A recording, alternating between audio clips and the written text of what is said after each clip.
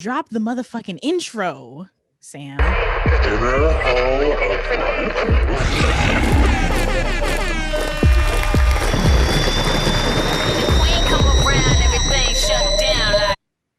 Oh, I should have let it play a little bit longer, but this is the first time we've done this. Hello, YouTube. I'm trying to play music, and I'm an amateur at doing that so far.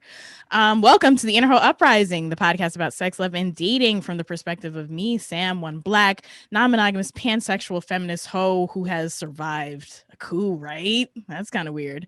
And whose pronouns are she and her. Me, Rodeka, a fat, black, non-monogamous, intersexualist femme whose life is a series of coincidences, like a coup, that somehow landed her here. Yikes. And pronouns are she and her. And Akuba, whose name just sounds like Aku. What did I not? It's good to be back, folks. That was perfect.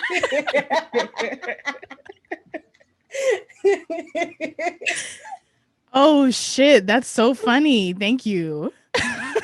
I'll never say your name the same again.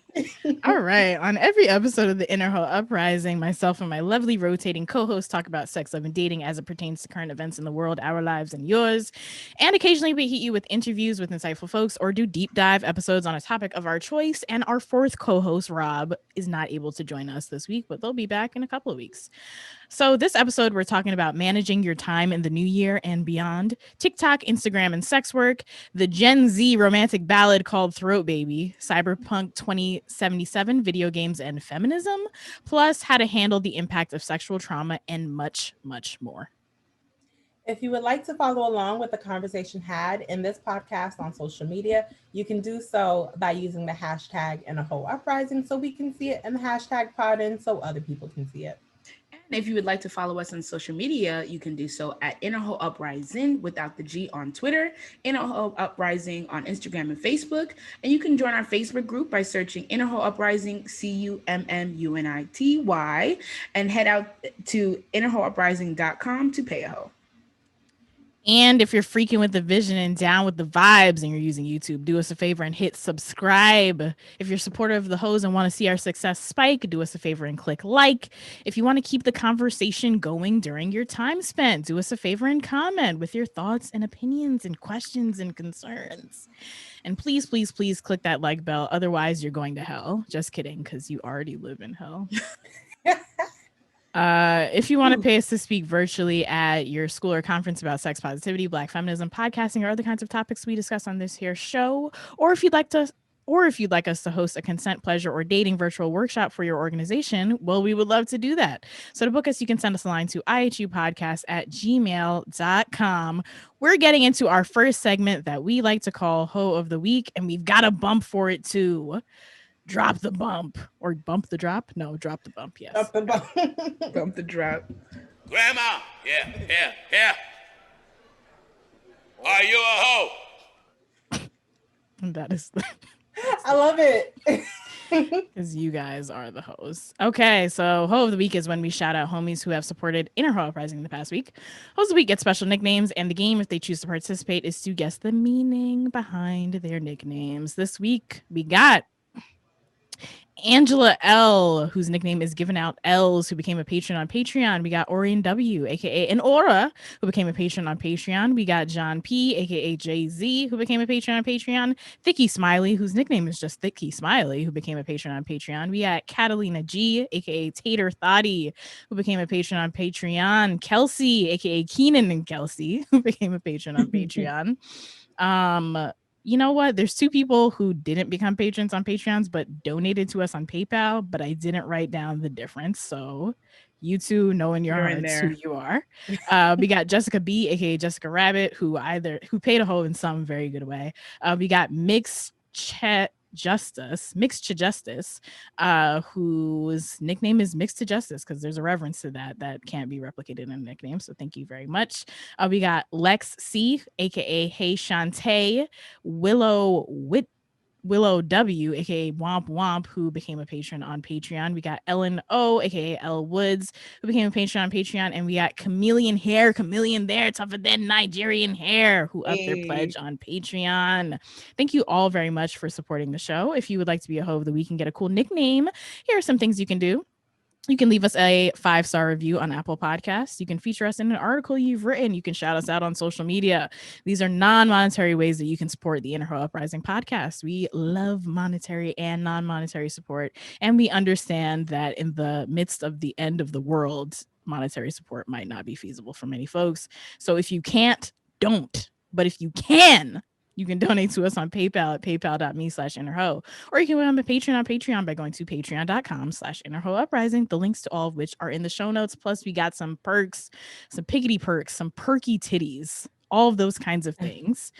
This is a reminder that if you do become a patron on Patreon for $2 a month, you can participate in things like our Slack chat, our patron-only film nights, our pre-episode screening parties. That's not what it's called. Also, a reminder that if you do become a Patreon on Patreon for $2 a month, you can participate in things like our Slack chat and our patron-only film nights. And for $5 a month, you can join our Monday night Zoom hangouts. And at any Patreon tier, you can receive access to our episodes a few days early, entry to our workshops and parties, and access to our pre-episode hangout chats on Zoom. I've got a serious question before we hop into the show. Okay. Is there something interfering with your happiness or preventing you from achieving your goals? Say, I don't know, an attempted coup, also known as an attempted akua, or a seemingly I try so hard to be serious, or a seemingly never-ending cycle of chaos and despair due to the world's socio-political shortcomings. Run-of-the-mill racism, run-of-the-mill sexism, transphobia, ableism, and the like. Is this preventing you from achieving your full happiness? Of course the fuck it is. These are horrible things. These are potentially the worst things ever. And yeah, I agree. It's hurting me too. Which is why I really love the teletherapy service BetterHelp. BetterHelp will assess your needs and match you with your own licensed professional therapist, and you can start communicating in under 48 hours. It's not a crisis line. It's not self-help. It's professional counseling done securely online.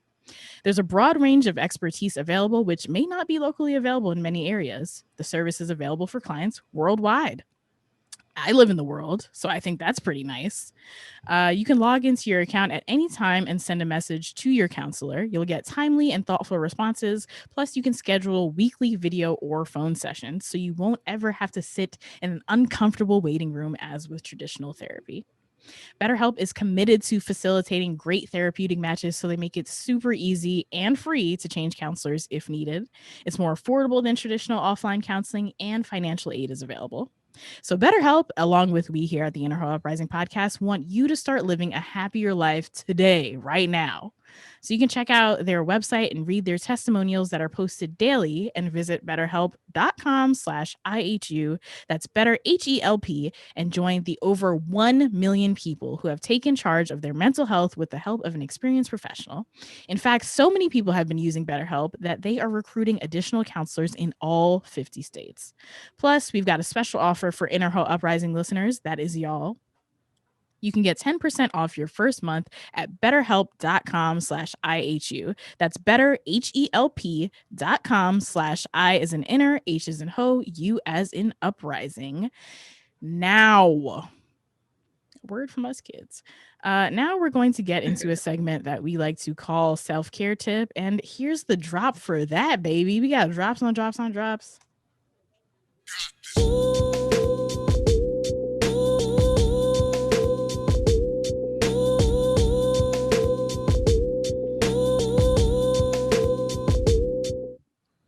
Shout out to the homie Wave Ghost, aka Lucas, who created that track. Love that guy.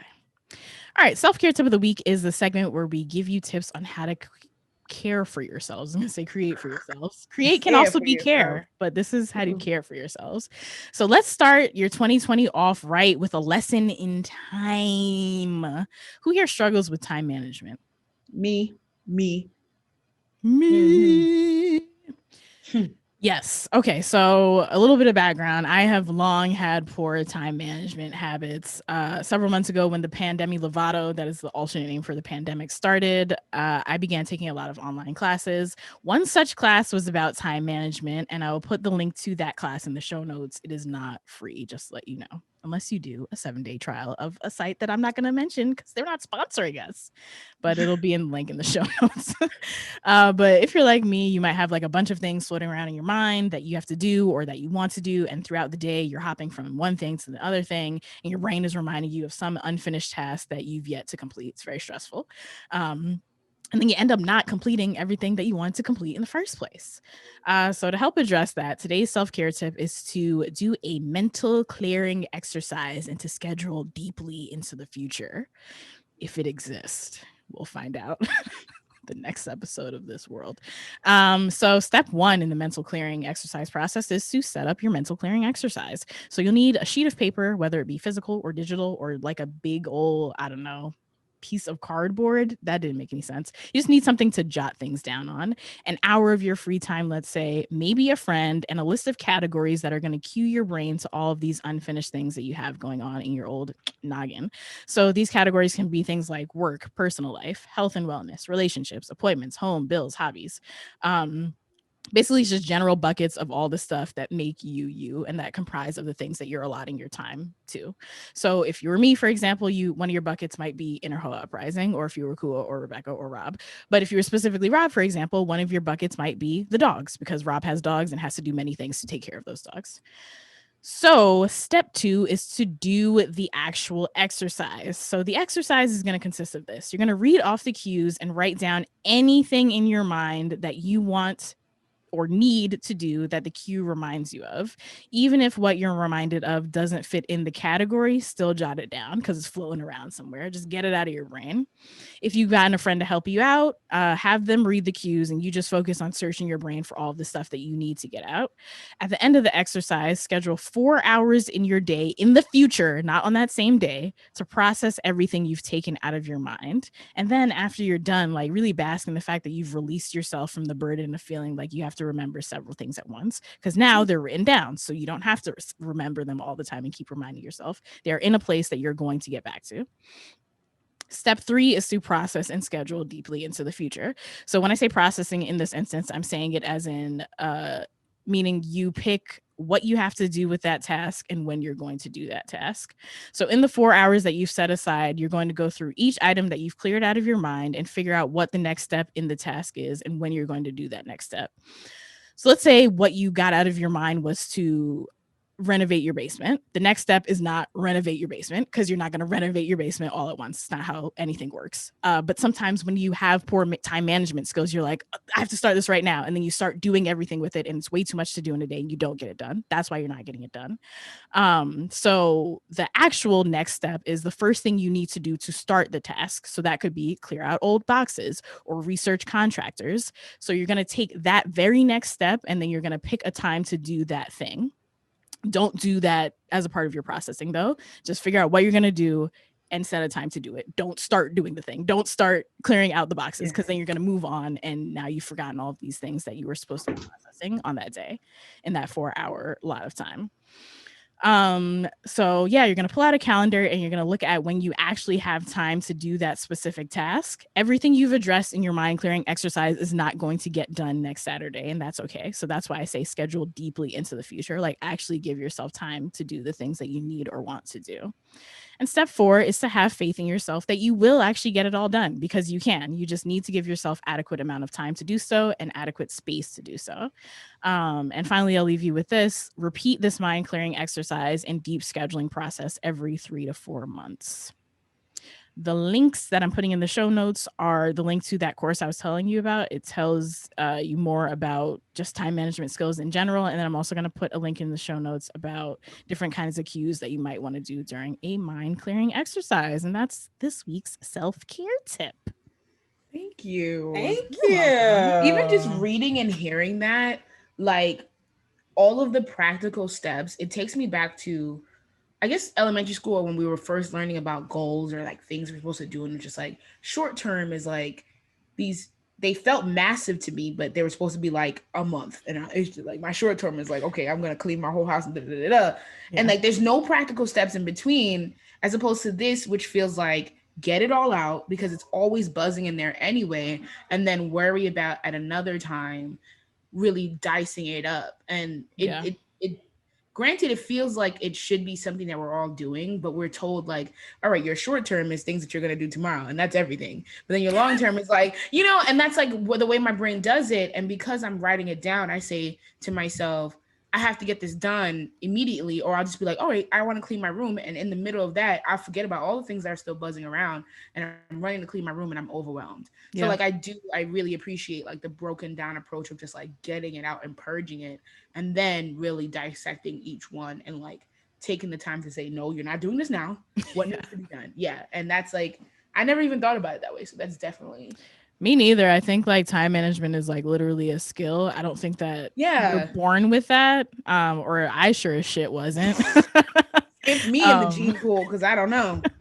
Yeah. So it's like you never thought about it because nobody taught you how to do that. Yeah. And that would be a nice thing. School. Get on it. At school. CC school to the email. Yeah. Any thoughts before I move on, Akua? I like the idea. What really stuck out to me, because a lot of these steps I already do. What really stuck out to me was like opening my calendar and then like putting things far into the future. Like Smith was like, open the calendar, the April 12th. You don't got nothing there at 8 p.m. This what we're watering the plants. That's what we're doing on April 12th. Write it in. I like that. And I'm going to start implementing that. So then when my alarm comes on, when the alarm or the alert comes on, I can remember to do it. Yeah. It's almost like we're taught that if it's not in the same hour or the next week or something productive. Like that, it's not productive. It's not tangible. And I'm just like, I've never heard someone say far into the future, schedule that nap, even though granted you should be napping if you need to, but I'm just saying like something that's in your head and just going like, oh, it should always be in order, and in the next, like, you should be always filling your time with something, as opposed to like, all right, I know I'll have time in May, I'll do that, and that's like, really, it almost feels like it's okay to not have to fill up every second of my time with something. It's good. Yeah, for sure. Okay, now we're going to get into a new segment that we're proud to introduce. It also has a drop because everything has drops now. Where is that drop? We are fancy. Damn, where is it? What is this called? TBD. Okay. Yeah, so the working title of this segment is called Throat Baby. Play the drop. Baby, come through. You deserve rounds tonight. So that should just give you a little bit of background to how ridiculous this new segment is. But this is a working title, Throat Baby. It is a moment to discuss, rant about, or laugh at nonsense in the realm of sex, love, and dating as seen in pop culture or social media. And Akua has something very interesting in store for us. All right. So today for this inaugural, inaugural is the word, right? Yes. Yeah. Okay. A segment. I am going to be unpacking the BRS Cash song Throat Baby. And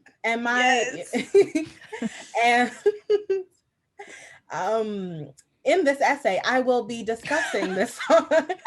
I will be trying to persuade you guys to see this song as the ghetto love letter and the appreciation for the sexual labor of women, specifically women of color, Black women, that it really is.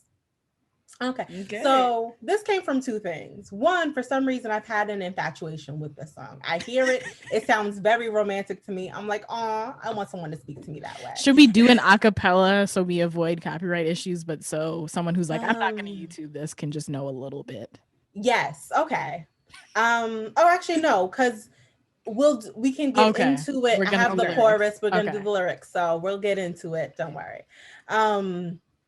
So yes, I've been infatuated with the song. I hear it. I'm like, it's so romantic. And I don't know if this is because I'm deprived of sexual attention or I've just been in my home for too long. Maybe a little bit of both. And not interacting with people who compliment me, that I just, I'm just taking the bar is in hell. Like, it's on the floor. I'm taking whatever comes, I don't know if it's that. But yeah, I find the song quite romantic. And then there was a Twitter user by the handle of @Shoobs, and Sam will write that down, who tweeted, "Throat Baby is actually about empowering women to find their own voice." Now, this tweet is absolutely satirical They were just trolling us. Okay. But it then linked to the fact that I really find this song romantic. So I have to now tell the masses why we should be listening to BRS Cash's song with a different ear, you know? Okay, so we are going to take a look at the lyrics, and I will ask my co-host to join me in singing the chorus. We'll start with the chorus. Okay. 1, 2, 3. Sexy little bitch, sexy little hoe. I love the way you walk. I love the way you talk. I love the way you talk. Let a young nigga come play your throat. Do you stroke your throat till you make you choke? Throw babies. I know that part. I'm trying to give it to you. Throw babies. I'm trying to bust all on you. So that is the chorus. Right here. And I want to dissect this. I want to dissect this by saying, first he starts by showering you with compliments. Who does not want to be a sexy little bitch and a sexy little hoe? And a sexy little hoe. It says it with a swag and a confidence that's like, oh, who, me? Oh, me? Thank you. I am a sexy little hoe. And I see this happening in the finest of my hoe outfits. I see me, you know, on a Miami beach, back on a girl's getaway, you know, wearing nothing but string, and someone's like, hey, that's sexy little hoe. And I'm like, I know I look good. Yes. So he starts out showering us with these compliments. And then it's also sorry to interject, it's also the I love the way you talk, because it's not, we're removing it from the physical, it's me as an entire entity. Yes, like you like this swag, you like this intelligence. Aspects of my voice, something I have no control over. And you're like, I like that. I'm like, oh, thank you. Me at my core. Right? Also, the way that I walk, I have no control over that. I kind of waddle. But you appreciate it anyway. I kind of waddle and you think it's sexy. Look at that. I'm a sexy penguin. Look at it. These niggas, okay, shit. He then goes on to, you know, discuss his understanding of how some people enjoy the feeling of being choked. And let's take this back to Miss Cardi B in the infamous WAP, where she said, I want to gag, I want to goke, I want to choke. She said it. I don't remember the words exactly. That's fine. Cardi knows in our heart. Yes. You know, this is knowing that we as women and other folks, sexual beings, may enjoy this as much as you do. And then we get to the part, throat babies, I want to give them to you, in which he understands that there is a risk of avoiding pregnancy that we need. I do not want a physical child because that requires financial capital, that requires social capital that I may not have or be ready to commit to. But how can we both get the sexual pleasure while avoiding that risk? I appreciate thoughtfulness. I'm just saying. I appreciate thoughtfulness. We then go into the first verse where it goes, got a little 100 if that's what you want. Extra little 40, gotta come right now. Head monster, set an appointment. My soul is wet. I need your anointing. Way too good, may buy you something. Made a whole song. See, I ain't fronting. I'll shoot the world for you. I will go to war for you. Wow. She ain't even got to ask for attention. Why? Because I'm going to give it to her. What else? Money, I give it to her. Clock on rocks, I'll give it to her. And here. Is this a ballad? This isn't a ballad, you say. This is Shakespeare. Like, what do you want from me? Here we are talking, when we go back to got a little 100, got a little 40, he is offering me the financial capital that he knows I'm worth. He is coming up front and saying, here is the dollars for your sexual labor, as he is making me choke.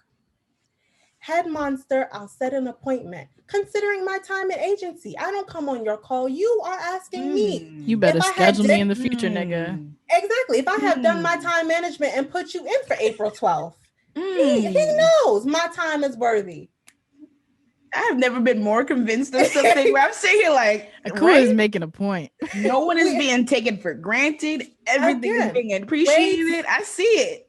Again, way too good. I may buy you something. Understanding that there has to be reciprocity in this, that I am giving you the sexual labor. I need something in return besides this penis. I appreciate it. Made a whole song for you. That is time and energy. We will ask Rob, who has created a whole jingle for us. Okay? That takes creative labor. That takes time to sit and make a whole song for me, produce and all. I'll shoot the world for you. I'll go to war for you. That line there makes me think of that old white woman, Helen of Troy, the face that launched 1,000 ships, who was sometimes depicted as a sultress or a seductress. Men have gone to war for women, and so will he for me. That is appreciation. Long-standing tradition. Yes. BRS Cash just joined. And when we get to the end, clocks on rocks, I give it to her. He's lavishing me, the person, with diamond watches and other expensive gifts. All the love languages are hit here. He understands that you got to spend something, either time or money, to be with me. And yeah, that is that. We will not do the second verse, but I want you to go in and listen to the second verse on your own and find these points.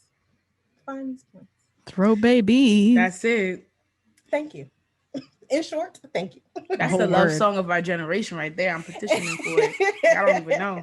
At weddings in the next. At weddings. Slow that first dances, We need a BRS. What's his name? BRS. Rest the hair. BRS guy. Do it a cappella at somebody's wedding. Yes.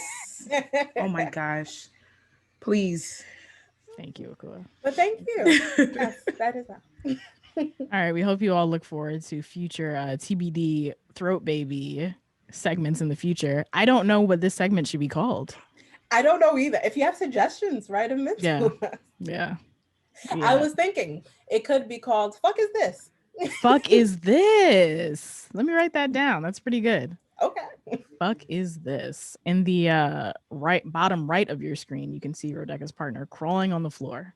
So I can't see him, but that's funny. If you're on YouTube. I love it. Fuck Is This? I tried so hard to just keep a straight face, but you can't control other people out here, it is what it is. Anyway, continuing on to the computer jig rig nig Chris. Who rigged I won't Rebecca's, even show y'all. I wish setup. Yeah. All right. Okay. I'm gonna clear my palate. Cool is gonna take a sip of water. While she does that, we are going to drop the bump. I always want to say bump the drop. Drop the bump for our next segment, which is Fuck That.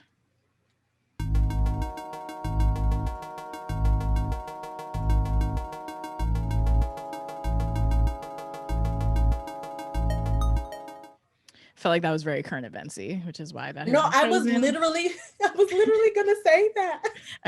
Niggas in a around in your chair, like not even the newsroom. It has that Twilight Zone sound to it, which when we do current events, that's what we're in. Like it's always a fucking Twilight Zone. That is a fact. Once again, shout out to Wave Ghost, also known as Lucas, for producing that. All right, so this is our current event segment, and it's where we talk about things that are going on in the world from the realm of sex, love, and dating. So what's going on the TikTok, as my dad would probably call it. So if you knew what it was. No, I'm kidding. We'll be talking about actually both TikTok and Instagram's turn on sex workers. Starting with TikTok. So, when people think, and when some people think, and me specifically think about TikTok, I think about it as an apparatus, an application that the minors use, right? So I see kids dancing, haven't really, gotten into much of adults, no one past the age of 18 on it, probably past the age of 21. But apparently there's a whole sex economy that's being boosted by TikTok. Boosted by TikTok. Mm-hmm. What do you say? What do you mean when you say that? Okay, so this is an article from Mel magazine, and according to the writer Magdalene, I don't know why I remember her name, but I remembered it. Very biblical name, Mary of Magdalene.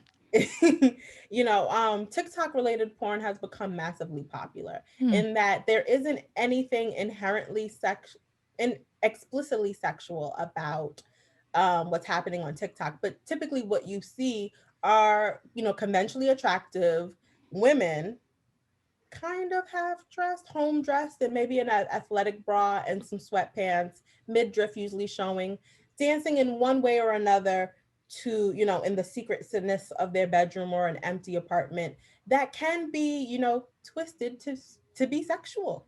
Hmm. And the folks have done just that.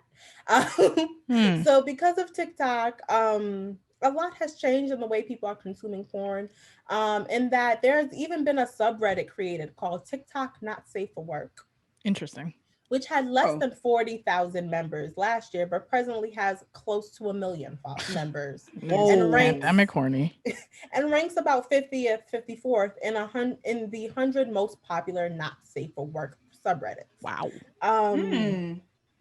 There has been notice by porn creators and moguls, I'll call them, that because of TikTok, their search trends such as like natural tits or homemade has increased about 200%.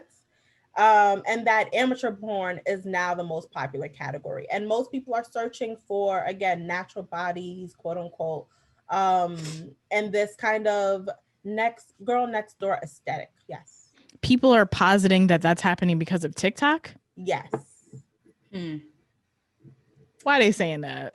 Now they're saying that because what has happened is that TikTok creators, there's been this kind of permeable boundary between TikTok creators, adult TikTok creators, and OnlyFans. And then their work from OnlyFans is ending up on these porn sites. Oh. Yes. So, Okay. I mean, that assumption is an assumption. Like, who can really say one for one? But wouldn't the one for one there be that OnlyFans is driving up those porn searches as opposed to TikTok? I think it's because, or OnlyFans, because like, they both use both sex workers who are making this kind of content use both platforms. Yes. That's the okay. That's the assumption. Gotcha. And more people are on TikTok, so I think it's being more widespread because there's OnlyFans, and then it gets kind of like spread out through TikTok. Okay, is that accurate? That more people are on TikTok than OnlyFans? Let me look it up before I just say things like that. That I would have to search specifically for those numbers. But the assumption that the connection here is that TikTok also sees this connection in the sexualization of their content. And just like other following suit of Facebook and Instagram have created new community rules that prohibit the content that depicts, promotes, or glorifies, quote unquote, sexual solicitation, sexual chats, imagery, services, content, or sex camming.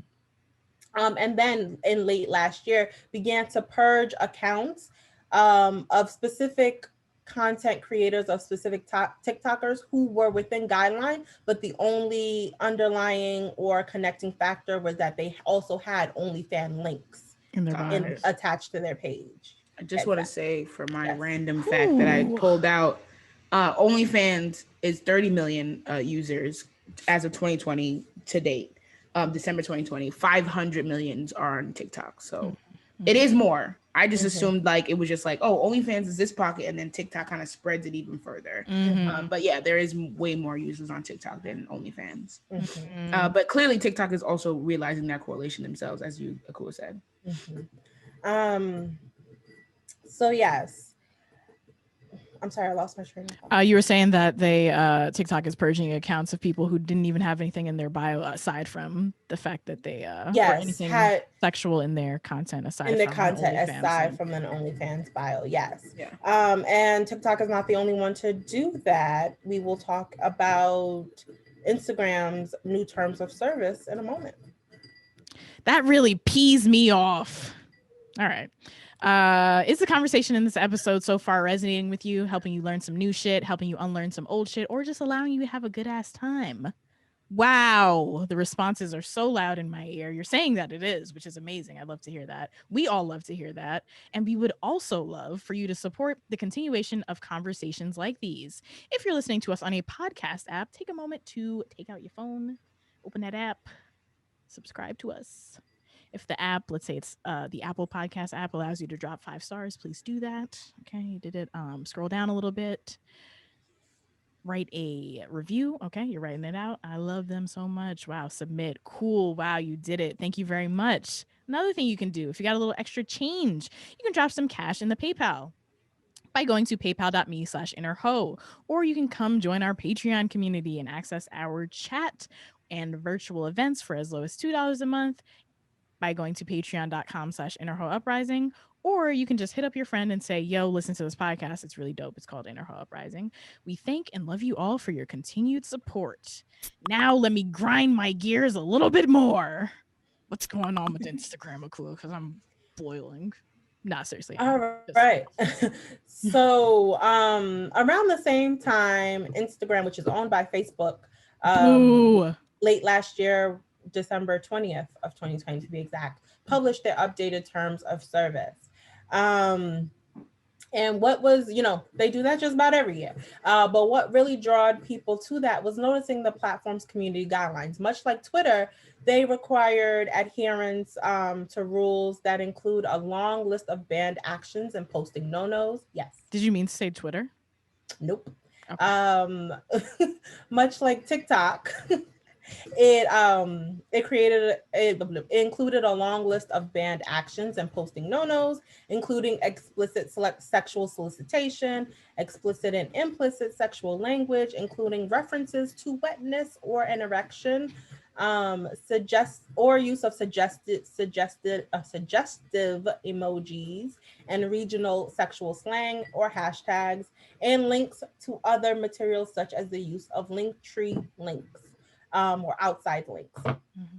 And this is in, sex workers and sex educators and sex supporters are saying that the ban of this is detrimental to the livelihood of sex workers. Mm-hmm. And specifically, the ban of other links in the bio is to prevent people from linking their content and their works to their other adult content. Mm-hmm. Did that make sense? I feel like I no, you made sense there. Okay. So Instagram, of course, says that their new rules are not new. And in fact, they were put in place in 2019, but I feel like were rewritten in clearer terms. And they stated, a spokesperson stated, that the platform had simply changed the wording of its terms of use in order to provide clearer language on how we use data to show personalized ads and so forth. Now, the terms of service that we're seeing, the changes in terms of service that we're seeing in Facebook, Instagram, and TikTok all are coming into play after the signing of the 2018 U.S. bill FOSTA-SESTA, which is Fighting Online Sex Trafficking Act and Stop Enabling Sex Trafficking Act.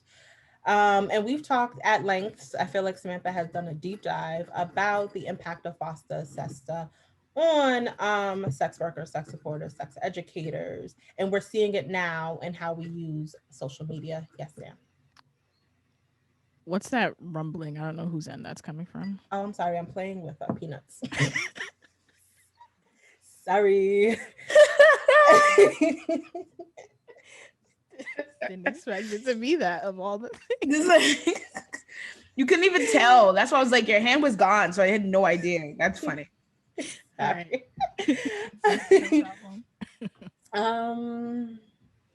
Yeah, we have talked about FOSTA-SESTA on the show, and I'll put links to the show notes when we've discussed it.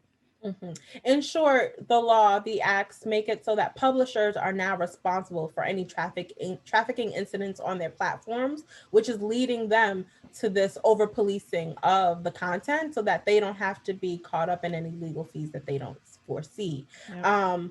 But as previously discussed, FOSTA-SESTA does not really affect sex trafficking as intended, but really impairs the livelihood and creates greater unsafe working conditions for consenting sex workers. Mm-hmm. Another part of the issue is that there is inconsistent application to these rules. Mm-hmm. So we'll see celebrities or people with bigger following and bigger platforms who are not adhering to these guidelines, who get to keep their their pages and their accounts. Mm-hmm. And then we see what we're really seeing happening is that these guidelines, these social media is targeting certain people, which are Black and brown people, queer people, fat people, and of course our sex workers, our sex advocates, our sex supporters. And the question that I wrote was, can celebrities not be sex traffickers too? Like, I don't Spicy. I don't understand, Looking at you, Jeffrey Epstein. So yes, if you are not in adherence to either TikTok, Instagram, or Facebook's new terms of service, the consequences include removal of your content or your post, shadow banning, which is the act of blocking or partially blocking a user and their content from their subscribers and followers, or removal of your account with or without notice, which we know is a labor of love, and building your following on a social media platform. That's a lot of labor to have it removed, and they typically do not tell us much about why or give it back. Is really damaging. But that's what's happening in the social media world. We're seeing how our political actions are impacting what we think are leisurely, activities that we do. But as always, there's it's all interconnected or intersecting. Yes. Teacher. I love that you're raising your hand. I have 2 points. One, I just want to go back to my Jeffrey Epstein comment. He's not alive anymore or whatever. I don't even know how he used social media. He killed himself. Which is what I was gonna say, and I didn't want to, but I was I thought he was in jail. But there we go. Nah, he killed himself in jail, or at least that's the story. But then there's a whole conspiracy theory. Yeah. Yes. Okay. I remember now. Or whatever. But to even take it out of that, because he is dead, I think of Chris D'Elia, who wasn't sex trafficking, but he was using his social media platforms, including fucking Facebook and Instagram and Twitter. You motherfuckers, you're all. I'm getting angry, but I hate all of these people. I mean, he was doing that via the DM servicing on that application, and I'm sure many, there have been calls of many other celebrities who have done that. So interesting. True. And then how do you even report anything to, I don't know how you report to Twitter because I've never tried to, but reporting anything to Instagram or Facebook is a bitch. And I'll talk about that after I go on my next tangent. Or it's not a tangent, but okay. I think these big tech companies are a very blatant issue of or a very blatant counter argument. So when people say capitalism is the key to solving the world and all innovation is good, and these people are the geniuses who have changed our society for the better, and it's from a legal standpoint, I understand why you did what you did, and it's because you didn't want to fucking pay money in legal fees to protect these people who help build your platform, honestly, because sex helps build your platform. So that argument can be made that they're trying to protect themselves, but also you could protect the people who are helping you, or just be a decent person about it. If these apps are made to make the world a better place, by not taking that stand, you're not helping make the world a better place. And you clearly have influence in government. You motherfuckers are so rich, you can pay fucking people to lobby, but then also you could just make a good stand. You could take a stand at any point in time, even if it means that you grow broke as the richest motherfucker in the world, Mark Zuckerberg and Jack from Twitter and all that kind of stuff. You can make a stand, and you chose not to. But what you did choose to make a stand on is not fucking deplatforming all the people who you're deplatforming now, the president at this time that we're recording, Trump, and all these other white supremacist organizations and all these fucking conspiracy theories that have been harboring on your platforms for the past 8 years now. And it is your fault in part, but all a bunch of other stuff, but blood is on your hands for the 5 people who died at the Capitol building. Blood is on your hands for that woman who got ran over by a fucking conspiracy theorist. Blood could have been on your hands for that motherfucker who rode up in that pizza shop to kill people over Pizzagate. All this shit that's going on right now, y'all could have took a stand on, but you chose to take a stand against sex workers. I just hate these people so fucking much. Not just you took a stance against sex workers because that's what you thought. You took a stance against sex workers to save money. Exactly. And you took a stance to not deplatform all these white supremacists to make money. To make money. You fucking assholes. How do you not have that foresight? No, because you are so smart or whatever. You did have that foresight. You just didn't give a shit. And that is very evil. Y'all are mad rich. You're not even like $1 billion rich. Y'all are $100 billion rich. How are you that You're evil unfathomably rich. You're unfathomably evil rich. on top of that. How is human life worth that much money? What are you doing? What does it mean to have your own island? Who the fuck cares? What are you doing on that island? It's all gonna be underwater soon, okay? Right? Like, I just hate these people so much. I hate these people so much. And I think that we need to like stop coddling them as people who aren't rich. Like, to make the point like, That's oh yeah, they want to do part. because they don't want the legal lawsuits. These motherfuckers are unfathomably rich. I don't give a shit about their lawsuits. Are you kidding me? What does that mean to a sex worker who can't pay the rent, who just lost their job? That shit means nothing. Oh, yeah. And then my last point. Okay. They just claim to like want to protect and blah blah, but it's very like what you said, what is the word you use? Inconsistent. Yes, inconsistent usage of whatever they claim to be as social media platforms. So while we were on break, somebody hacked into my Facebook account without hacking into my Facebook account. My account was not even logged into. No two-step, oh, we got to ping, somebody's trying to log into your account. My account was not logged into. Yet somehow people started spending money on an ad account on Facebook that I did not even open. How the fuck does that happen? How does that happen? You have 2 billion users on your website. How does that happen? You know how it happens? Because you have so many fucking people on your website and you don't care about the people on your website. You just care about making money. So it matters that somebody's spending money on my ad account because that's upping your dollars. But it doesn't matter that I don't care because I could just leave. And my voice is so silent compared to y'all that it doesn't matter. And I was not the first person that happened to. And I looked and I saw old Facebook, like, people asking questions, and people have asked this question like, yo, what is going on? I did not open this account, and they don't respond to them. So I had to wait 2 weeks to even get a response from somebody at Facebook. And what is it? They gave me my money back, but they didn't close the ad account, and they won't close the ad account until I pay them the money that I owe them back. The fuck is this? And I can't get a person on the phone. Like, y'all do not care. These are horrible places. And then you're so big and you buy out other little competition so that it's a monopoly and no one can even go anywhere else. I don't even like Facebook. I only use Facebook to contact people for work. I can't go anywhere else. This is horrible. I hate these people. That's it. I felt that. I did. These niggas ruin the world, son. And like, people tout them and could potentially go down in history as the people, like these geniuses who say changed humanity in these great ways. Like, no, you had an idea and you got fucking lucky because you made the idea first. And you were a dirty, evil fucking capitalist pig and you prevented anybody else from making any other ideas. Like, oh yeah, capitalism drives innovation. Then why do all these motherfuckers keep stealing the stories element? Why is there stories on WhatsApp? How's that innovation? Nobody asked for that. Give me my money back. How about that? Yeah. You just keep providing solutions to problems that no one ever said was a problem. I think that's the baseline. It's like, and then when I'm screaming like, hey, this is a problem, you're like, nah, man, you good with it. That's really what it is. It's just like, what? Because my problem doesn't make you money. Who are you doing this for other than yourself?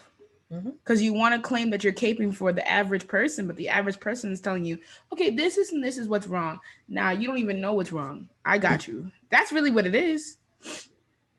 And it sucks. Alrighty then. All right. Well, now we're going to get into our next segment. It is called Ask Media. Play the drop. Ask to Media. I wanna see you watching Ask to Media. I wanna see you reading Ask to Media. I wanna see you hearing Ask to Media. Ask to Ask. Oof. That is our new Ask Love it. Media jingle. Yeah. Shout out to Rob for the lead vocals. The harmonization is all me, baby. Incredible. Thank you for the rights-free music for whoever the fuck made that techno beat. And shout out to Skins for making a song called Ask to Ask that inspired us to make that jingle. So, multifaceted process. All right, what do we talk? Oh, Ask to Media. Ask to Media sounds cool. Ask to Media is Ask Media is the segment where we give book, TV, podcast, film, video game reviews that relate to sex, love, dating, and or gender. They're typically spoiler-free reviews. I'm not sure what this one is, but Rebecca's going to tell us a little bit more. This one is spoiler free, okay?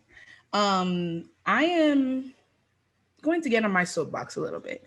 I don't know if you guys noticed before the break, I did mention a couple of times, I sprinkled it here and there. I was like, I'm excited for this game, Cyberpunk 2077. I think I've said it maybe 3 or 4 times. If you're a Patreon, I've definitely said it more than that. I'm like, I'm not doing nothing. Cyberpunk is my life now, starting December 10th. I did say that. I was one of those people. So I'm coming from a place where I am a huge fan. I am someone who, before December 10th, you couldn't tell me shit. But we'll talk about that in a little bit. So in case you didn't know, Cyberpunk 2077 is a 2020 action role-playing game developed and published by CD Projekt Red. Furthermore, they will be referred to as CDPR. CDPR, because it's a long name. Anyway, the story takes place in Night City, an open world set in the cyberpunk universe. Players assume the first-person perspective of a customizable mercenary known as V, who can acquire skills in hacking and machinery with options for melee and range combat. So for my review of Cyberpunk 2077, the first half, I'm going to talk about how buggy and just a general disappointment this game was to the gaming world at large. But then in the second half of my review, I'm going to go a little bit more in depth on a bunch of reasons why I personally felt like this was a disappointment. And from a Black feminist perspective, it's a lot of racism, caricature, sexism, transphobia, and xenophobia. It's a lot. So we're definitely going to talk about all of that. So if you know about this game at this point, it released when we were on break, but at this point, you know that Cyberpunk was not at all what anybody was expecting it to be. If you don't know about this game, the long and short of it is it's one of those things that was hyped to be the changing of gaming landscape. Like, no exaggeration, this game, if you think about, I don't know, The Matrix, right? In terms of cinema, it was like supposed to be genre bending, mind blowing, and it's not like me. It's gamers thinking this was it. This was the holy grail of gaming, and then it failed. It failed in many ways.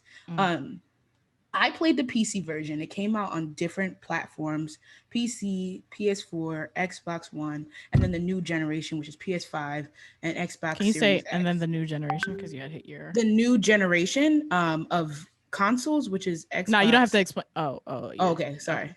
I would just, the same way you said it, it's just because you bumped your mic when you said it. Oh, my bad. Yeah. So then it also came out in the new generation, the Xbox Series X and PS5. And I played on the PC specifically because I wanted to get into PC gaming because it's like this like elitist culture, but like it's actually pretty cool where you can just like swap out different things instead of buying a whole new system every 4 or so years. It's been 10 years, but yeah. So I was fortunate to play it and also finish the game.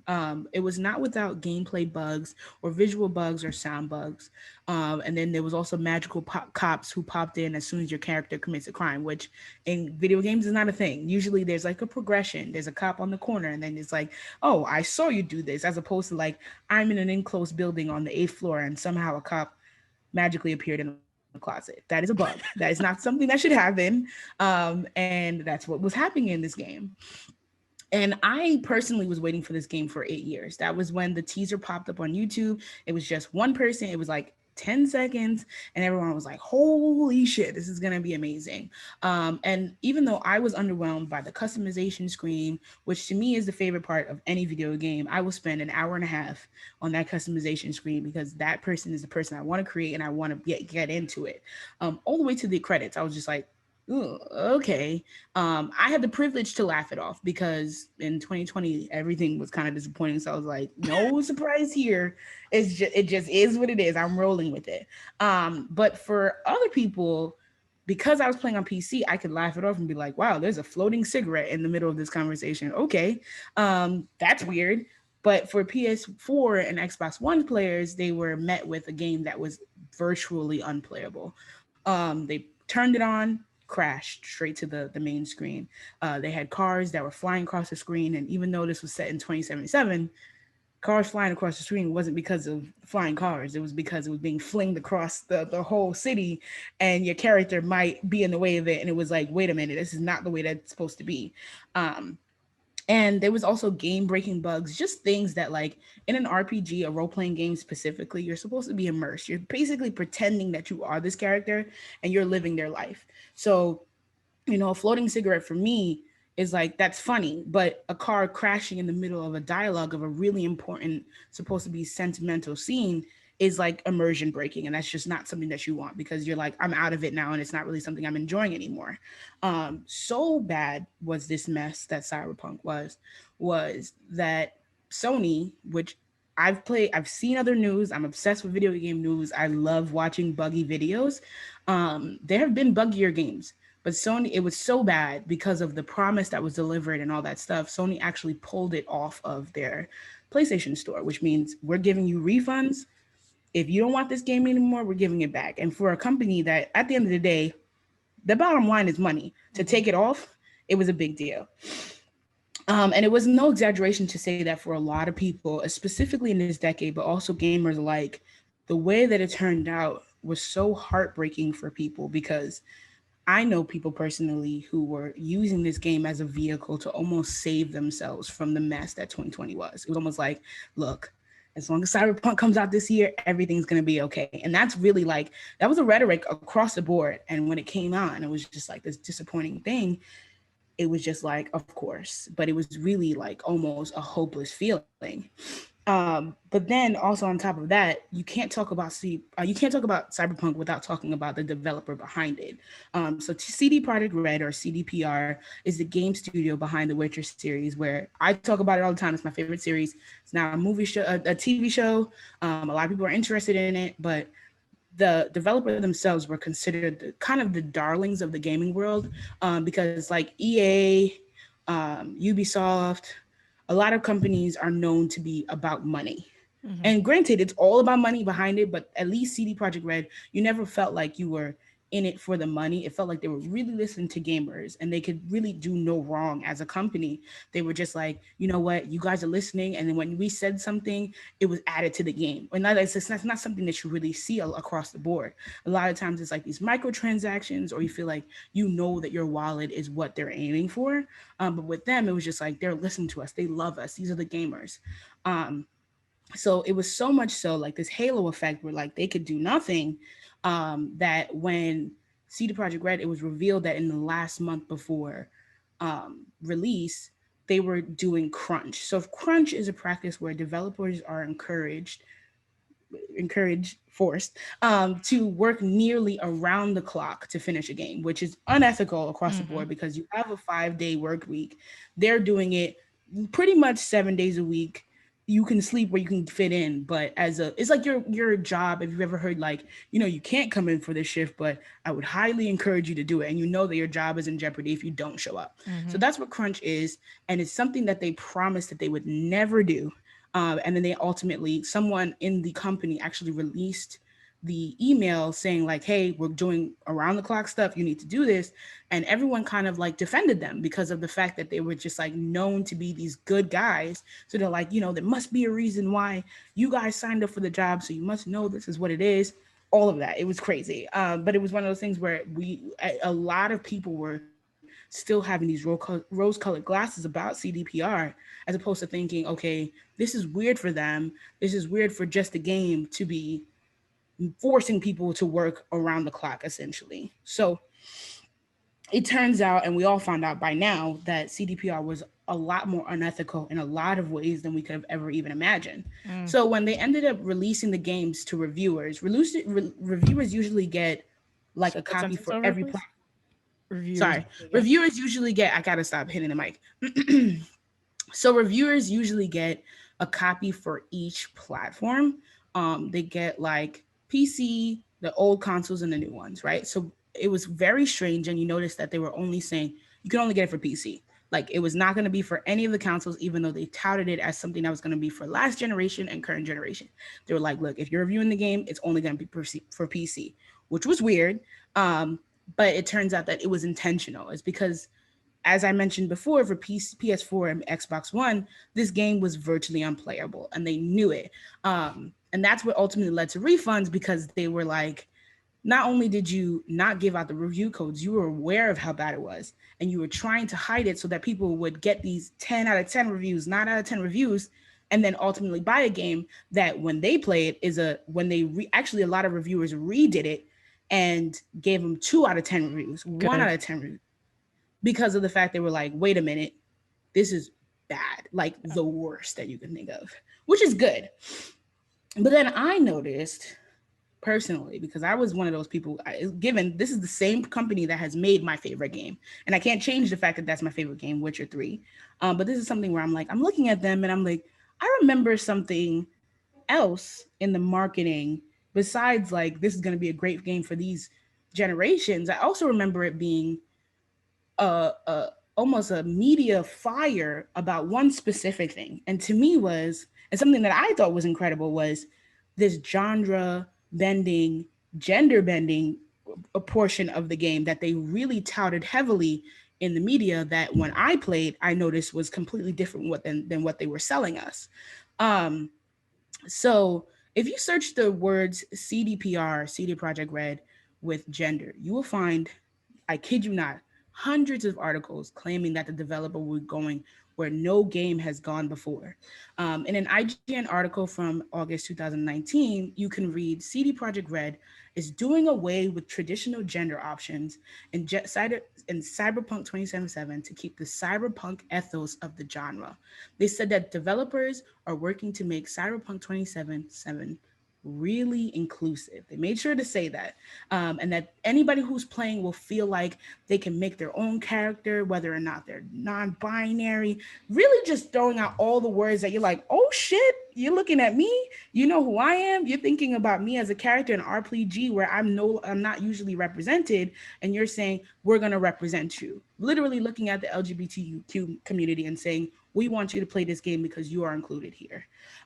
During E3, which is the electronic gaming expo, which is like this big thing that happens, it's been canceled a couple of times, but they paraded an ad heavily that prominently featured a trans character. They also leaned heavily in the inclusivity angle by having NPCs, which are non-playable characters, other characters in the universe, refer to the character that you're playing by V instead of by gender. All things that they made sure to say like, hey, we see you, you're in it, play this game, have a good time, you know? And it wasn't far away from what the cyberpunk genre is in general. It's all about customization. You're supposed to be imagining a future where technology is at the forefront, and you can pretty much anything that you've ever wanted to do with your body, whether or not you wanted these add-ons, these cybertronics, this skin, this, that. That's what this universe is supposed to be about. You can change who you are. So it wasn't even out of line. Like, you can think of a game like GTA where it would be strange to be thinking in terms of inclusivity, because this is a problematic game where, you know, we killing everybody and doing all type of stuff, as opposed to cyberpunk where the genre pretty much aligns with this idealism. It's a style of science fiction birthed from the ambition around race and gender and sexuality through the lens of rapid modernization. So at the time, like I said, it's 100% that my character wouldn't have to align with this gender binary. Mm-hmm. But again, about all things surrounding this game, it was a farce. There was nothing. There's nothing like this. They tried. But there was an article in The Gamer that I feel like explained this perfectly, and it was published in July 2020. And they noticed the cracks before the game was even released. They noticed that CD Projekt Red intended to differentiate the character by voice. So it wasn't like you could just choose and then everything that came afterwards was just what you did. It was like you either had a feminine voice or a masculine voice, which as you hear it, you're like, that's exactly the opposite of what we were trying to do here. If you chose a feminine voice, you were automatically considered female, and you were automatically referred to as she and her. There was no if, ands, or buts about it. Wow. No matter how you customated your character, the feminine voice was automatically she and her. The masculine voice was automatically he and him, which is what's different about that. What about our society, which you already know, we already correlate certain tones and pitches and cadences as a problematic way to masculine or feminine, which is what we're trying to do away with, because even cis people whose voices don't necessarily fit their birth gender have a hard time navigating speech. And the point is that codifying gender and sexuality by voice is inherently problematic. So you just did exactly what you any other video game would have done, as opposed to, actually it's a little bit worse because I played Saints Row 3, which is a good example of like you choose the gender, but you can make the voice whichever way you want. There's almost archaic in the way that they're deciding to do this, even though they use the angle of we're going to be inclusive. um so to me, I'm not a coder, but I feel like it's almost easier to take away the correlation and make it where it's just like a free for all, and it can go which way or the other, as opposed to like, yep, feminine voice, she her, masculine voice, he her. And that was Him. one thing. But then on top of that, he him. Sorry, I said he her. Um, but and then there was no non-binary option, even though they mentioned it. So there was no they them option. There was no middle ground. It was just the binary. So it was like, why did you say this? But then on top of that, for me, something that I noticed was I was really into this game. So I was reading about the world before that. I had a book. I have a book where I'm like, ah, shit, we're getting into this, whatever. And they talk about the gangs in the world. And one of the gangs is called the Voodoo Boys, right? And I'm like, Yikes. okay, great. It's the only Haitian representation in the game. And I already know that my culture doesn't get a lot of accurate representation in general, i.e., Bad Boys 2, the Haitians who are the bad guys, but they're smoking hella weed and going mon, and I'm like, I don't know who this is supposed to be, but I guess that's me. Okay. In this one, it's the Voodoo Boys, of course, who in the first scene you see them, they're chopping off chicken heads and wearing it as necklaces. Oh, yeah, exactly. And like the face is almost like, really? Okay, this is supposed to be the future where everything's different. But it doesn't stop there. It's also the Valentinos, which is the Latino Chicano culture. They're covered in culture, their tattoos. They have the Santa Muerta and the Jesus figures everywhere. Spanish words are just thrown into every sentence, and it's like hombre and this and that. Okay, every character is like that. There's no nuance, even though we could be anything that we want. There's the Moxies, who are a gang of sex workers. Everyone's half naked. They're walking around like, ooh, yes.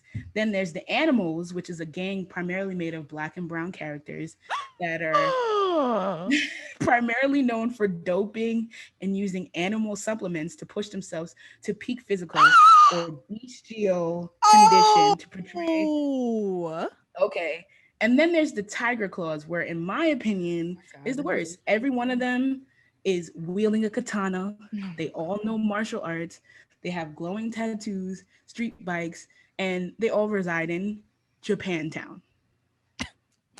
Wow. It's literally the equivalent of J.K. Rowling's Cho Chang, where it was just like, all right, we're going to throw whatever. And it's everything. Is every single character is a racial caricature. And it's like, you're supposed to have me believe that this is the future where everything can be something other than they're being portrayed as. But I'm looking at these archaic ideals of the 80s, of this earlier than that, where cyberpunk really originated in the 80s. But it's like this Japanophobia, this fear, where like the main plot is like Japanese people are coming in with their new technology and taking over America. And I'm like, that is this World War II? Is this like what's going on?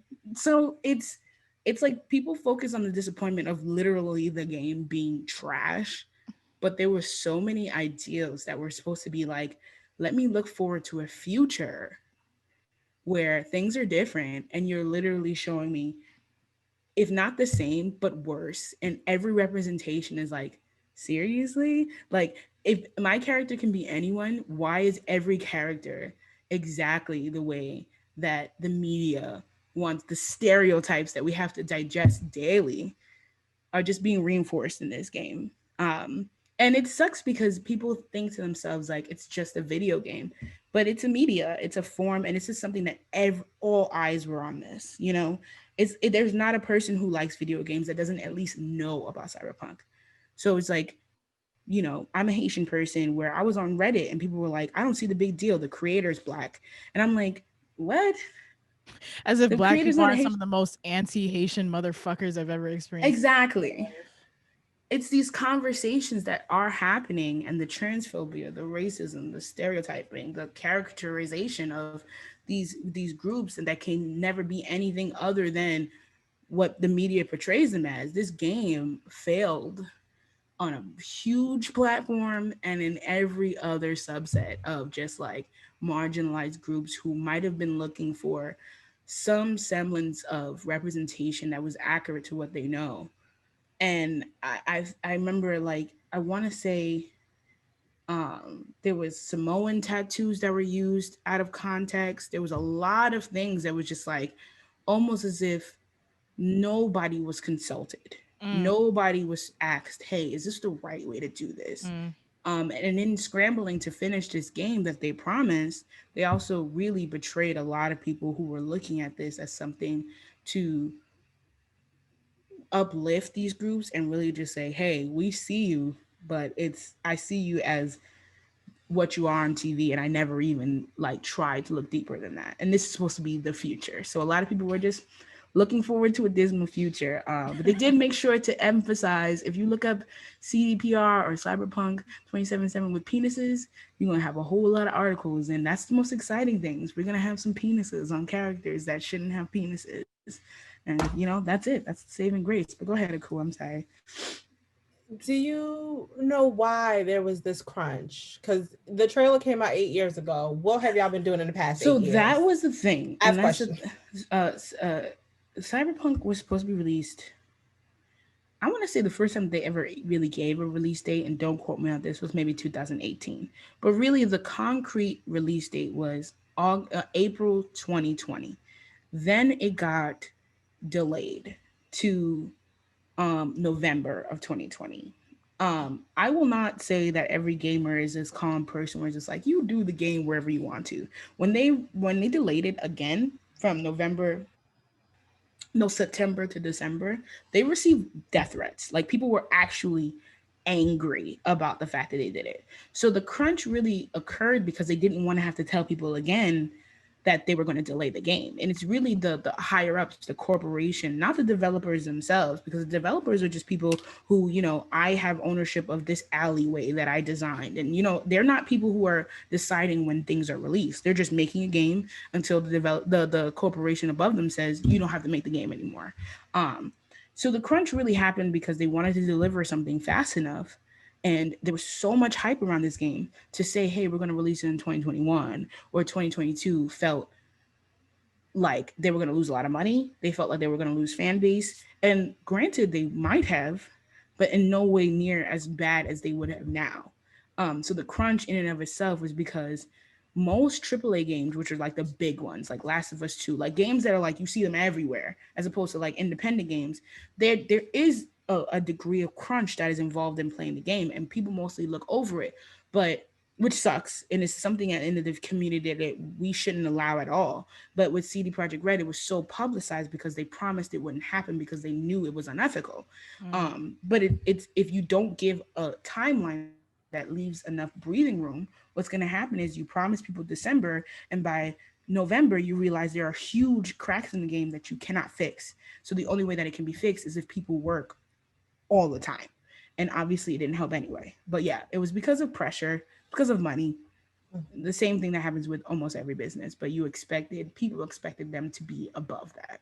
Mhm. Yeah. And to me, it's just like, I think I really wanted to highlight that because a lot can be said about bugs, and people are really focusing on that. But I remember being so excited because of the fact that they didn't have to say, even though you hope that everyone says it or mentions it, they didn't have to say that they were trying to be inclusive, that they were trying to make something that you can look forward to in the future and think this is like, even though it was a little dystopian-esque, it wasn't like, oh, this is going to be the brightest future ever. There were still things that they mentioned where it was like, we will be inclusive. We will consider people who have never been represented in media, only for me to open my customization screen and want to select eyebrow 18 and it is locked to a female character. You didn't have to say those things. And now my expectation is this, only to be told that this is the same game, if not worse than, because I've played a game where I don't have to be locked to a binary before. So it's not impossible. You said you were gonna do it, only to not do it. And it only makes me think, in the same vein of this, not giving the reviewers this PC code, it's almost to bring people in to get that money, and knowing what people want, only to slap them in the face and saying, you ain't getting that shit. I ain't giving it to you. But thanks for coming. Thanks for your money. And it really sucks because you just don't expect it. And to pander to these crowds only to take their money, it's just shitty. It's just shitty. Yeah, but Sam had a question. yeah, what's up? I didn't have a question so much as a linkage to what. First of all, thank you for that extensive unpacking of Cyberpunk 2077. Thank you. Yeah, thanks for bringing video games to Interho Uprising for the first time. Always here. Let's Cool. go. Doing Ask Media is changing it up a little bit. But to link it back to what I said earlier about how the myth is that capitalism drives innovation, and here we have another instance of that absolutely doing the opposite of that. And it back to my point of just dragging these rich ass motherfuckers who people think are geniuses. It reminds me of the work practices that Elon Musk does at Tesla, where it's like he thinks of these really huge ideas, like, oh, we're gonna produce 1 million, that's probably not the number, but like a very large amount of like roadsters by X, Y, and Z date, and the people at his company are like, how the fuck are we gonna do that? We Exactly. can't even feasibly think about how we're going to do that by this date. And then him coming down to, I think it was the Washington Post that wrote expose about this, him coming down to like the factory floor and being like, where are you at with this? And people being like, nowhere, nigga, like we can't get there that fast. And him firing people on the spot and like forcing, honestly, other people who work for him to do these kinds of like similar crunches because they're scared of losing their jobs, and knowing that there's such a high turnover rate for engineers that they'll be able to like refill those roles.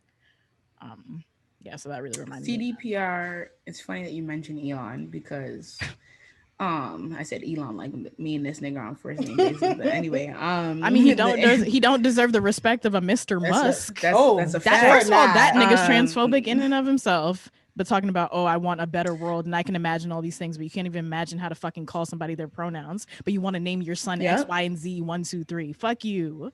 Go ahead. Sorry. But I'm supposed to acknowledge your son by whatever, computerized name you generated. But CDPR, it turns out, has like quoted or retweeted things from Musk, and people were like, okay, your ideals are a little shady. But then on top of that, I forgot it. It was, you said something about coming down on the floor and when is it done? Yes. So people from the developers specifically who received death threats and had no idea, they found out about the time that the game was delayed at the same time as everyone else, at the same time as the general public. They found out that their game was supposed to be, that they knew in of themselves that wasn't ready to be done. They found out that it was being delayed by just 2 months. And they were like, wait a minute, we didn't think the game was going to be done. What do you mean? So they're on the same vein where it's just like, you're making these promises to the people and they have no idea how it's going to get done. And I can't even imagine how that must feel, where you're like, okay, you're doing your job. I'm coding this character, right? I'm doing all this type of stuff. And it's nowhere near finished, but you find out in an email that not only are you going to be working around the clock, but you have a deadline that is impossible. So people are coming forward now and saying, we never thought that this was something that could be possible, but we don't have a choice. And you find out that, these darlings of the industry are just like everyone else. And I think for people who don't know the impact of gaming culture, and even if you do, you don't realize how huge it is for everyone and how serious it is, and lives that are affected by just one video game, because it's so serious as a media, as a culture, as everything, but it's never so serious as to like, you telling me you make arrangements with your family because you're not going to see them for 4 weeks because you're going to be in the studio, sleep here, basically. Granted, obviously, but they went from like a 5-day work week to like 6.5 days. And it's just like, it's really serious. There's a lot going on behind the scene. And it was just a letdown through and through, both from an ethical standpoint, and just like a video game standpoint, which is bad all across the board. Yeah. Yeah. That was a ride. Oof. That was I a had, journey. yeah. I didn't realize that. I think I was so like underwhelmed, but also realizing how disappointed I was when I started, because there were so many things that I feel like were a letdown to me. That, granted, when doing research, I realized other people noticed about the transphobia and the racial caricature, so it's good not to be alone. But then there were so many other people who were just like, it's just a video game. But also, those were the same people who last week, before any of those things were an issue, were like, this is video game is going to change my life. You know what I mean? It's to switch up, and nothing is ever just a video game. The reference of like, okay, what can someone pull up in media to say, how does a Haitian person operate? How do they, what is their culture? What are their standings? They can pull up now CyberPunk, and this footage of someone, the first thing they're saying is chopping off a chicken head and putting it around their neck, and everyone practice voodoo in this world where anybody's skin can be green, anybody can do anything they want. They're all black people, dark skinned people wearing chicken bones around their neck and doing all type of stuff. That's the representation that I have. And then there's bad boys too, so it's just like, granted, I know my culture, but this is all anybody else will ever know, you know. And then that doesn't just stop there. It's also the Latino representation. It's also the Japanese representation. Why is everyone wielding katanas, no martial arts? Everyone? What is this? Yeah. Mm. Yeah. That is Yeah.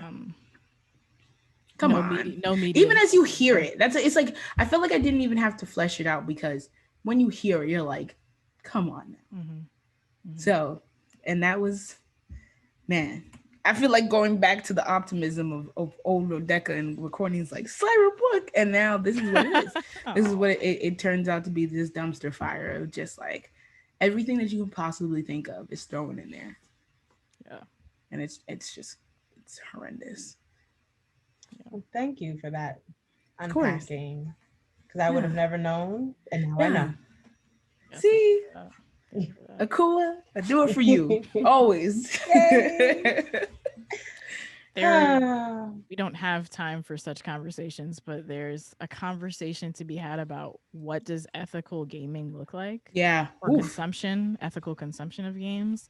And there's also a conversation to be had about like fake and false futurism that Elon Musk and I think the creators of this game both fall into, because it's all we imagine a different world until it's like imagining a world outside of cisgender, straight, able-bodied white people. Yes. If you're black, even if you're black, Yes. you can still do that exact same thing. Yes. Okay, thank you for that very in-depth interview. Thank you for that very in-depth review of Cyberpunk Rodeka. Now let's us get into our last review. Let us get into our last segment of the day. It is called Fuck You, and here's the bump. It's Akua's favorite song. It took me back and forth.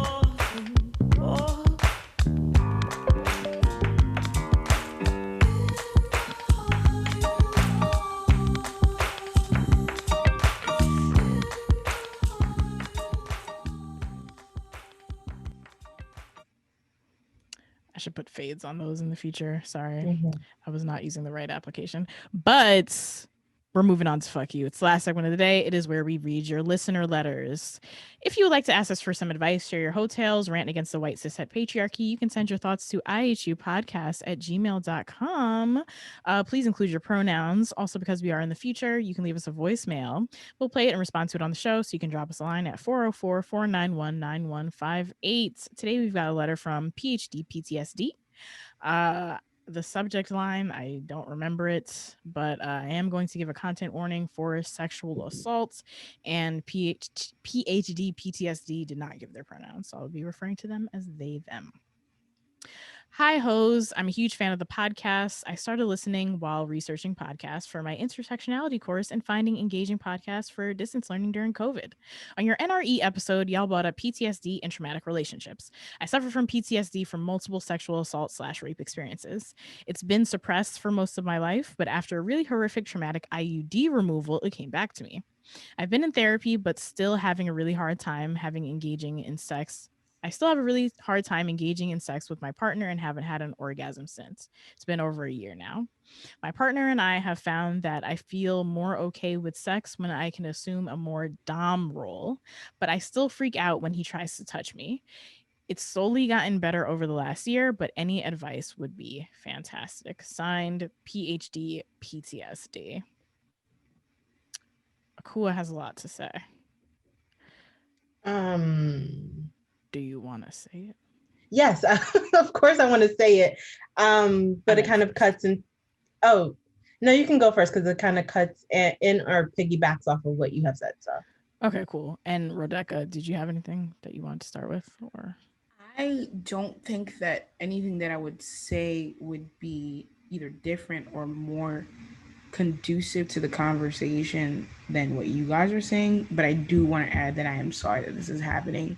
But all I would say was more speculative stuff because I don't necessarily have personal experience or anything that I can touch on. So I didn't say anything. Okay. I just want to make a note that what Rodeka just did is what people need to do. Oh, if you don't got the range, we don't need to hear your voice in the conversation. It's true. Thank you, Rodeka, for being a model. CC all of Clubhouse. All of them. To piggyback on that, I have nothing to fucking say. Nothing more to say. But I'm gonna say it for 20 goddamn minutes. I shit you not. Go ahead, Sam. Okay. Yeah, like Rebecca said, I'm very sorry that this is happening to you. If possible, and I'm sure Akul will get way more into this from this realm, but I'd recommend finding a counselor who specializes in trauma and PTSD. One thing that has helped me in a similar vein to yours is when I feel triggered or in a period where I'm constantly reliving like this kind of trauma, I begin my days with a set of affirmations that I construct to make me feel safe and address other negative feelings that the trauma is bringing up to my brain. And I also do those affirmations throughout the day if those intrusive thoughts kind of pop up. And I do this for several days to weeks until I feel safe again. And that's my advice, but Akua has a lot more. Yes. So similar to what Sam said or what Dex said, we are sorry that this is happening to you.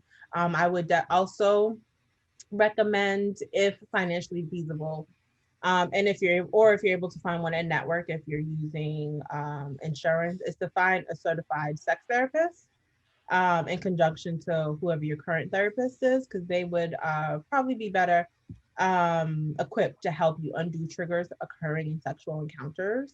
I don't feel like I have my whole sex background thing, so I'm comfortable with my clients and bringing up sex, but in counseling, I don't feel like a lot of therapists are comfortable having those kind of conversations or have been trained in, having those kind of conversations and navigating difficulties or impairments in sex or sexual activities because of symptoms and whatnot. So I would definitely say a certified sex therapist to help you with that. I also said to continue to assume a dom role in the sex that you have with your partner if you and your partner like it. I don't really know what that means, but it sounds like it's working for you. So continue to do that in terms of, because it sounds like you wrote this letter to become comfortable with being more vulnerable in sexual encounters and taking more of a sub role in sexual encounters. So to help with that, I would say I don't know where I got this from. And I hate when I don't know where I got this from. But I recall something saying that BDSM helps people with sexual traumas because of the tenets of BDSM. It's all about negotiation and consent and boundaries and whatnot. I will look into that and then I will give you an actual source about that. Yes, Sam. Could have been Feminista Jones. Oh, yes. It's just be But she has collect- definitely said that. I'm not sure where you're linking it from, but that Yes. might be Okay. but- And I know, like, if it was something I read, I would be able to like pull it and cite it. So it had to be something I heard in passing or like, but nonetheless, I will do more research into that. But I in reading your letter and hearing about your problem, that's what I heard. Like, I have trouble being vulnerable in these sexual encounters, and you know that's what sexual trauma steals from us. In sexual assault, you there's a power dynamic there in which things you're not consenting to happen to you, and you feel very vulnerable. And now being in spaces where you are very vulnerable in these sexual ways can be triggering. It's like, oh no, he can't touch me, but I can take power in being in this more dominant role.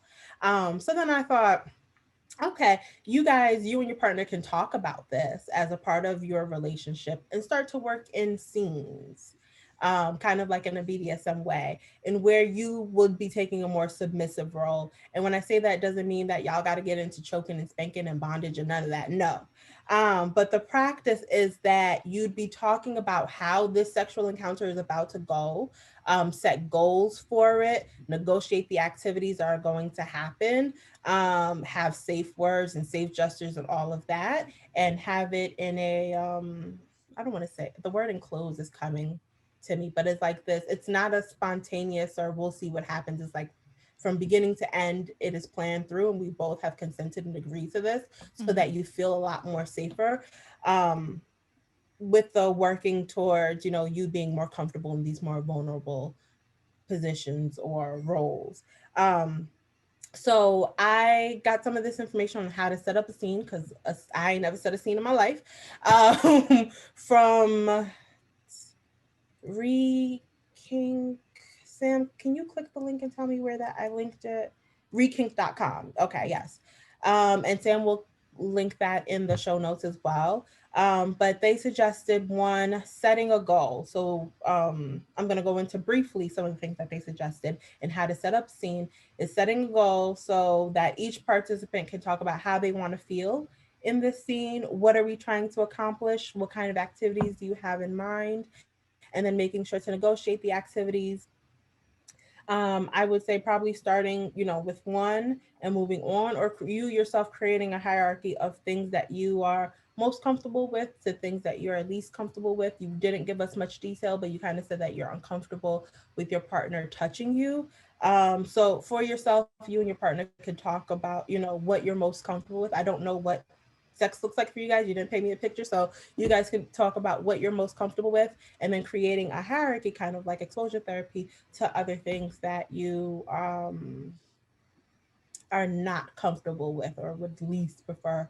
Not as in limits, but like as in distressing, or like something you want to do but are unable to do it because of your trauma. Not we're working to like push past my hard limits. No, that's not what you're doing. Got it. If you don't want to be peed on, you don't have to be urinated on. That's not what I'm telling you to do. And then after negotiating the activities, having a safe word or a safe gesture. I am suggesting having a safe word and a safe gesture. A safe word being like red, pineapple, banana, and a safe gesture in which you're like either holding an object during the activity, and if you drop it, it means you're uncomfortable or no longer consenting, or there's a button that you press or a rubber ducky that you squeeze that makes a quack noise for when you're feeling in distress. And I say that because, and I wrote it down somewhere, so I'm going to, 1 minute. Where did I put it? Oh yeah, I say that because there are times where people are in distress and might be too upset or to think clearly or to speak up, or that you might be triggered and having a flashback and are unable to like use and vocalize yourself in a way. And these other gestures will let your partner know what is happening with you so they can attend to you. Sometimes being vocal is just not what it is not all that, is there. There's body language as well. So with that, setting the scene, I would also say start slow. Something as simple as letting your partner like slowly caress your body while laying nude, or cuddling naked. Again, I don't know where you are, but starting very slowly, and then moving on once it becomes more pleasurable than uncomfortable. I don't want this. Sorry, I don't want this. I don't want you to think that the end goal of this is to orgasm. No, the end goal does not have to be orgasm, and you do not have to push yourself through because you want to make your partner happy or to get past this. If you need to stop, even at the simple of what seems to be the simplest activity, you stop, because we run the risk of re-traumatizing ourselves or further traumatizing ourselves. Um, I would also suggest trying to identify all your triggers and communicating them with your partner beforehand so they can avoid doing things. If they say something in a certain tone that reminds you of a past sexual assault, don't say that no more. Whatever it is, triggers are not always stagnant. Sometimes things can trigger us that we didn't even know. So it's not like a hard, fast rule of, hey, here are all of my triggers, be aware of them. He could do all, I'm sorry, they can do all of those things. And then, I don't know, move the plant to the left and boom, we're triggered again. So, be remaining flexible in that. And if you do identify a new trigger, adding that onto the list. And I would also say in the realm of Sam's affirmations, creating anchoring statements or affirmations that will help you to manage the anxiety and distress in the moment. So as you're engaging in this activity, you can say statements like, I am safe, or I am with your, insert your partner's name, or I want to do this, not I have to do this, so that there are statements that keep you grounded and present, and don't allow, I won't say don't allow, but can reduce the incidence of being triggered or having a flashback and kind of losing our senses of where we are. Also, you can, and also with the anchoring statements, which is kind of a cognitive thing or a vocal thing, if you want to say them out loud, you can engage your senses during the activity as well. So I'm an auditory person who likes words of affirmation and dirty talk. So in that situation, it would be nice for like my partner to compliment me. You a sexy little bitch, like the way you talk. I love compliments. Okay. It would be nice for them to compliment me while we're engaging in the designated activity. So like, say we are laying in bed, they are caressing my nude body, saying something like, oh, your skin is so soft, or oh, your skin is so pretty, or I like the way you feel, or whatever. Just kind of talking. Hearing them would keep me grounded. So sorry about that. Engaging your senses, or sorry, that's my work phone. Somebody better be.